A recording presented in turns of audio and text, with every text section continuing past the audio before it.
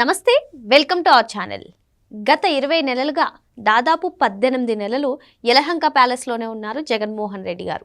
మరి మిగతా 2 నెలలు ఆయన అడపాదడప రాష్ట్రానికి వచ్చినప్పటికీ కూడా ఆయన ఏదైనా శవం కనిపిస్తేనే పరామర్శ చేస్తారు అనే పేరు కూడా ఉంది జగన్మోహన్ రెడ్డి గారికి. మరి ఈ 2 నెలలు కూడా ఆయన చేసినటువంటి పరామర్శలు ఏంటి, మరి ఆయన పరామర్శల్లో ఎటువంటి పరిణామాలు చోటు చేసుకుంటున్నాయి, ఇటువంటి అంశాలన్నీ కూడా చర్చించడానికి మనతో పాటుగా ఉన్నారు సీనియర్ జర్నలిస్ట్ డివి శ్రీనివాస్ గారు. నమస్తే సార్. నమస్తే. కూటమి ప్రభుత్వం అధికారంలోకి వచ్చి దాదాపు 20 నెలలు అవుతుంది సార్. ఈ 20 నెలల్లో 18 నెలలు యలహంక ప్యాలెస్కే పరిమితమయ్యారు. అడపాదడప 2 నెలలు రాష్ట్రానికి వచ్చిన ప్రజల్లోకి రావాలంటే ఆయన పరామర్శ యాత్రలు చేస్తున్నారు. ఆ పరామర్శ యాత్రలన్నిటికీ కూడా ఒక శవం ఉండాలి. ఇది దాదాపు ప్రజల నుంచి కూడా ఇదే భావన వ్యక్తం అవుతుంది జగన్మోహన్ రెడ్డి గారి గురించి. మరి ఇప్పుడు ఈ పరామర్శ యాత్రల్లో కూడా గతంలో కూడా మనం చూసాము సింగయ్య అనే కార్యకర్త మృతి చెందడం, అదేవిధంగా అంబులెన్స్లో ఇంకో వ్యక్తి. మరి నేడు కూడా జోగి రమేష్ని పరామర్శించడానికి వెళ్ళిన సందర్భంలో అటు రాంబాబు అనే వ్యక్తి, మరి ఇటు స్కూటర్ పైన విన్యాసాలు చేసినటువంటి ఒక వ్యక్తి మరణించినట్టుగా తెలుస్తుంది. అసలు ఈ పరామర్శ యాత్రలు ఏంటి, మరి పరామర్శలో చోటు చేసుకుంటున్నటువంటి అపశృతులను ఏ విధంగా చూడాలంటారు? అంటే ఒక యాత్ర 2 చావులుగా సాగుతోందా జగన్ పరామర్శలు? అంటే జగన్మోహన్ రెడ్డి పరామర్శించాలంటే ఎవరైనా చావాలా?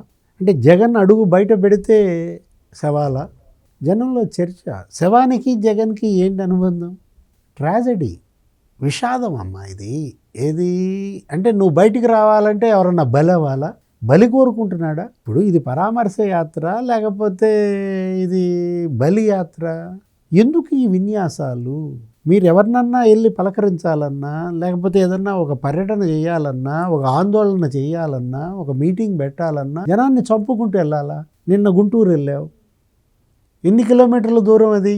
36 కిలోమీటర్లు. అంబటి రాంబాబు ఇంటికి నీ ఇంటికి మధ్య 6 గంటలు పట్టింది.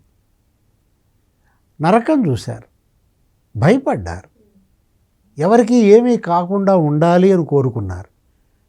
మరి నాయన జగన్ బయటకు వచ్చాడు, క్షేమంగా ఎవరిని చంపకుండా ఇంటికి వెళ్తే చాలు అని కోరుకోవాలి జనం.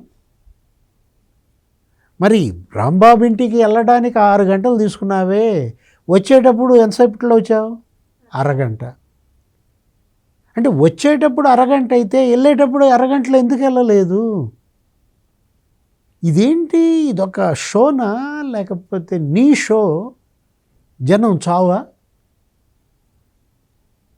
ఏమాత్రం ఆలోచించవా? ఆత్మ పరిశీలన చేసుకోవా? ఎవరు చెప్పరా? చెబితే వినడా? ఇప్పుడు ఇవాళ జోగి రమేష్ యాత్రను పెట్టుకున్నావు, ఆయన పరామర్శిస్తానన్నావు. అతని పరామర్శ దేవుడు ఎరుగు, 2 చంపేశారు, 2 ప్రాణాలు పోయాయి. అతను ఎవరో గ్రామ సర్పంచ్, సర్పంచ్ కాదు, వీళ్ళ వైసీపీ పార్టీ అధ్యక్షుడంట, గుండెకి చచ్చిపోయాడు టెన్షన్ తట్టుకోలేక ఆ జనాన్ని చూసి. ఇప్పటికీ జోగి రమేష్ ఇంటి వద్దకు అసలు కార్యకర్తలు కానివ్వండి, ప్రజల్ని కానివ్వండి ఎక్కువగా మోహరించొద్దు అనే ఆంక్షలు కూడా ఉన్నాయి కదా సార్. మరి ఇప్పుడు చర్యలు తీసుకుంటారంటారా? అసలు ఇతను ఆంక్షలు, జగన్కి ఆంక్షలు పెట్టేదెవడు, ఆంక్షలు పాటించేదెవడు? అసలు చట్టం అనేది జగన్కు ఒక లెక్క. అంటే చట్టం లెక్క చేయకూడదనే సందేశం ఇవ్వడమేనా ఇతని అజెండా? కోర్టుకు వెళ్ళడు, వాయిదాలు ఎగ్గొడతాడు, నాకేదో పని ఉందంటాడు, పెద్ద తీరికలేని కార్యకలాపాల్లో సీఎంగా ఉంటే సీఎం షెడ్యూల్ దెబ్బతింటుందన్నాడు. నేను బయటకు వస్తే కార్యకలాపాలు సంక్షేమం షెడ్యూల్ దెబ్బతిన్నాడు, వెల్ఫేర్ యాక్టివిటీస్, అప్పుడు వదిలేశారు. ఇప్పుడు మొన్న కోర్టుకు వచ్చాడు విధి లేక. ఆ రోజు చూసావు కదా సినిమా, ఎంతమంది ఏంటి అంటే ఏంటి? నీకు బలం ఉంది అని రుజువు చేసుకోవడం కోసమా? ఇది బలం ఎలా అవుద్ది? ఇది బలుపు కాదు, ఇది వాపు. నిజంగా నీకు బలం కనుకుంటే నిన్న గుంటూరు వెళ్ళావు కదా, వచ్చేటప్పుడు కూడా 6 గంటలు పట్టేది. మరి ఎందుకు పట్ల? నిన్న జనం వెళ్ళేటప్పుడు జనం ఉన్నారు, వచ్చేటప్పుడు ఎందుకు లేరు? అక్కడే తెలిసిపోవాలా ఇది బలుపు కాదు, ఇది వాపు మాత్రమే. ఇతను చేస్తోంది షో. జగన్ షోకి ఇవాళ జనం బలి. అరే ఇలా ప్రజల్ని బలి తీసుకునే షో మాస్టర్ని నువ్వు చూసావా?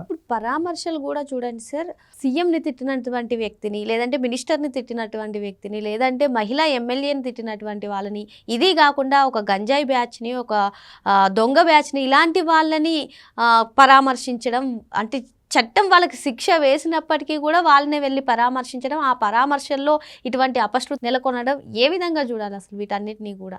మంచిగా గుర్తు చేశావు. ఈవీఎం నేలకేసి కొట్టినాడు పిన్నెల్లి రామకృష్ణారెడ్డి, అతన్ని పరామర్శించడానికి నెల్లూరు జైలుకి వెళ్ళాడు. కిడ్నాప్ చేశాడు వల్లభనేని వంశీ దళితుడిని, అతన్ని పరామర్శించడానికి వెళ్ళాడు. బూతులు తిట్టాడు నిన్న, ఎవరు పచ్చి బూతులు, ఎల్ భాష.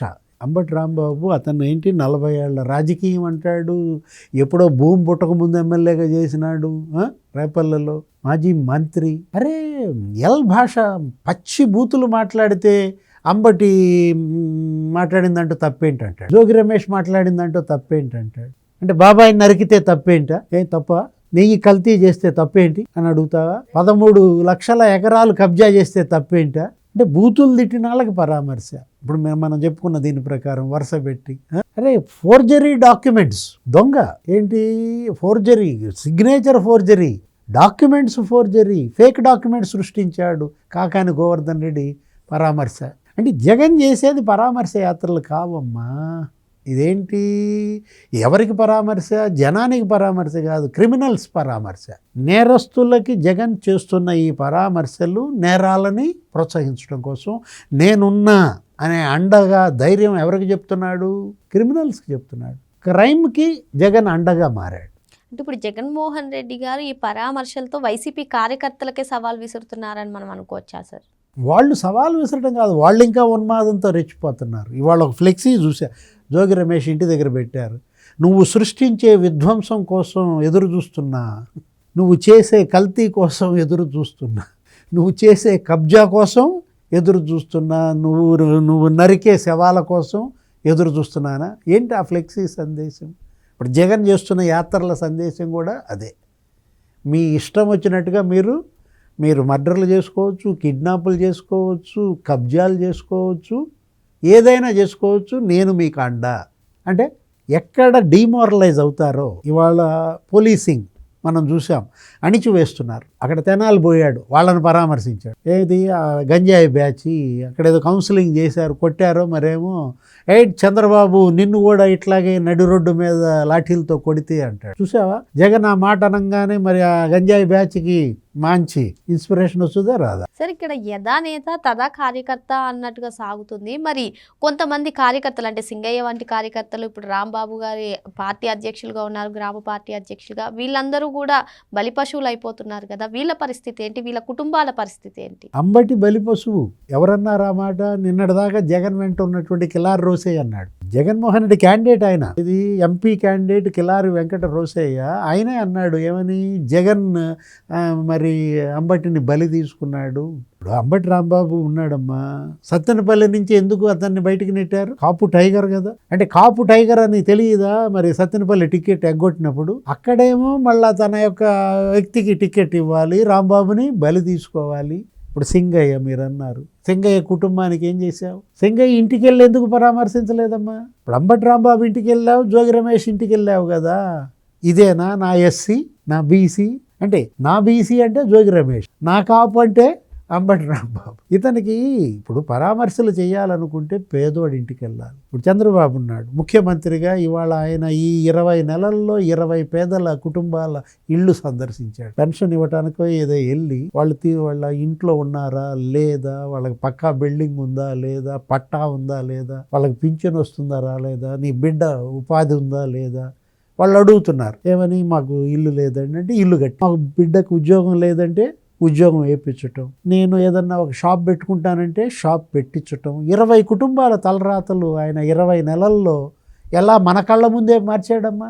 నువ్వెందుకని వెళ్ళా? ఇప్పుడు నీకు 60 నెలలు ముఖ్యమంత్రిత్వం ఇచ్చాం కదా, నువ్వు 60 పేదల కుటుంబాల ఇళ్ళకి వెళ్ళి, ఆ చెప్పులు కుట్టేవాడో లేకపోతే ఆటో నడిపేవాడో, ఆ మత్స్యకారుడో, ఆ గీత కార్మికులు, వాళ్ళ ఇళ్ళకి వెళ్ళి ఉంటే ఇవాళ 60 కుటుంబాలకి బ్రహ్మాండంగా ఇళ్ళు వచ్చాయి కదా, 60 కుటుంబాల్లో పిల్లలకు ఉద్యోగాలు వచ్చాయి కదా. అంటే జగన్కి వాళ్ళ చంద్రబాబుకి జనం పోల్చుకోవటం, మళ్ళా జగన్మోహన్ రెడ్డి వస్తాడంట. ఇప్పుడు భయపెడుతున్నాడు. ఈ భయం వల్లే కదా ఆయన్ని ఓడించింది. మళ్ళా జగన్ రాకూడదురా భగవంతుడా అనే భయంతో ఓట్లేస్తే నీకు 11 సీట్లు వచ్చినాయి. ఇప్పుడు జగన్ బయటికి రాకూడదని అనుకుంటున్నారని సార్ వైసీపీ కార్యకర్తలే కాకుండా ప్రజలు కూడా. ఇంకా భయపెడుతున్నాడు. ఏది ఇప్పుడు మొన్నటి భయం వల్ల నీకు 11 సీట్లు వచ్చాయి, ఇప్పటికీ నువ్వంటే భయం పోలేదే, ఇంకా భయపెడితే ఆ 11 ఉంచుకుందాం అనుకుంటున్నాడు, పోగొట్టుకుందాం అనుకుంటున్నాడా? మరో అంశంతో మళ్ళీ కలుద్దాం. Thank you sir. నమస్తే.